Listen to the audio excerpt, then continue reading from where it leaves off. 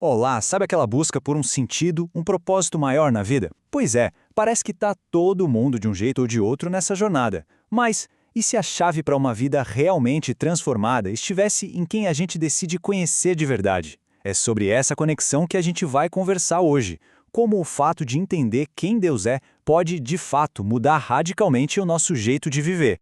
Bom, vamos começar com uma pergunta que, olha, é daquelas que fazem a gente parar para pensar. Pensa comigo. É super possível ler tudo sobre uma pessoa, saber a biografia inteira, o que ela gosta, o que não gosta, e mesmo assim não conhecer essa pessoa de verdade, né? A mesma lógica se aplica aqui. Vamos explorar essa diferença entre só acumular informação sobre Deus e ter um relacionamento real com Ele? Esse versículo do Salmo 119 já nos dá uma pista. E que pista! Ele liga a felicidade, uma vida plena, a viver em harmonia com o que ele chama de lei do Senhor. Mas calma, a ideia aqui não é só seguir um monte de regras de forma cega. A sacada é que existe um design, um caminho que, quando seguido, leva ao nosso bem-estar, à nossa realização. E isso aqui revela tudo sobre a motivação do salmista. O objetivo dele não era virar um gênio da teologia, sabe? Ganhar um quiz bíblico. O alvo era bem prático e pessoal. Entender para poder viver em comunhão com Deus. O estudo era, na verdade, a ferramenta para construir esse relacionamento, para ter uma vida que reflete quem Deus é. Ok, isso nos leva a uma pergunta fundamental. Se a meta é conhecer a Deus, como é que se faz isso? E é aqui que a coisa fica interessante, porque a lógica meio que se inverte. A resposta, segundo o que a gente está vendo, não começa com a nossa busca, mas sim com a iniciativa do próprio Deus. O que é fascinante aqui é essa inversão de papéis. Em qualquer outra área, a gente estuda objetos passivos, uma rocha, uma célula, mas aqui a coisa muda. Deus é o agente ativo. O conhecimento que a gente pode ter dele só existe porque ele mesmo decidiu se revelar, se mostrar. E como ele faz isso? Por vários canais. Tem as escrituras, que são como a sua palavra direta para a gente, tem a obra da criação. É só olhar para a grandeza e a ordem de tudo que a gente vê que já aponta para um Criador. Tem a nossa consciência, aquela voz interna que sabe a diferença entre o certo e o errado. E claro, da forma mais completa e pessoal de todas, através da vida e dos ensinamentos de Jesus. Então, quando a gente fala em revelação divina, é disso que estamos falando, uma comunicação intencional. Não é um vazamento de informação, não. É um convite, sabe? Um convite estruturado para que a gente possa conhecer a Deus e assim ter comunhão com Ele. Beleza, até agora a gente viu como é possível saber sobre Deus. Mas agora vem a parte crucial, o famoso "e daí?".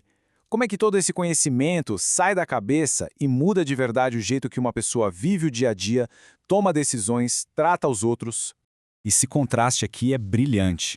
De um lado você tem um conhecimento que é só teórico, que pode acabar virando uma coisa estéril, sabe? Uma vida espiritual seca, distante.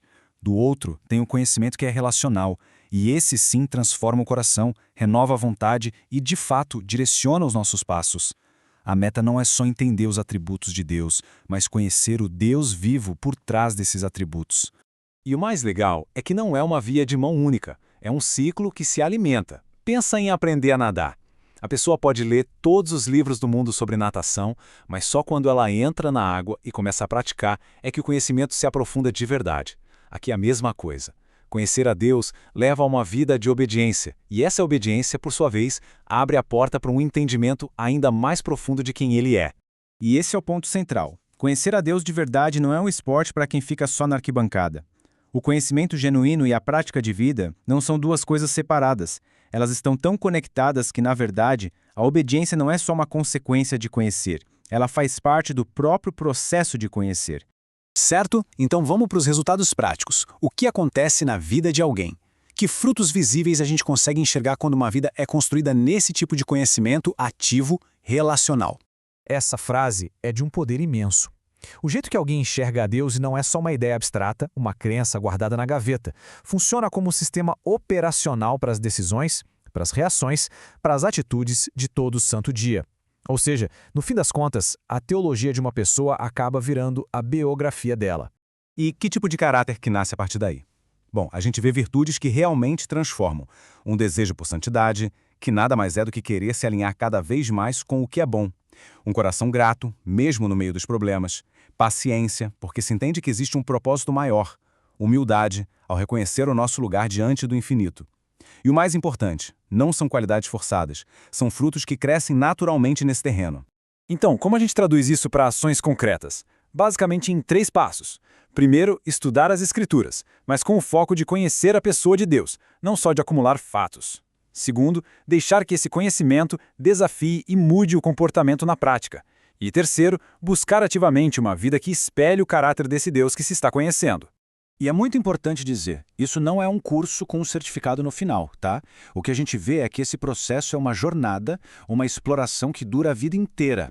No fim do dia, o objetivo de tudo isso, o grande porquê da revelação de Deus, não é criar especialistas intelectuais, é guiar as pessoas a um relacionamento, a uma comunhão viva, pessoal e que de verdade satisfaz a alma.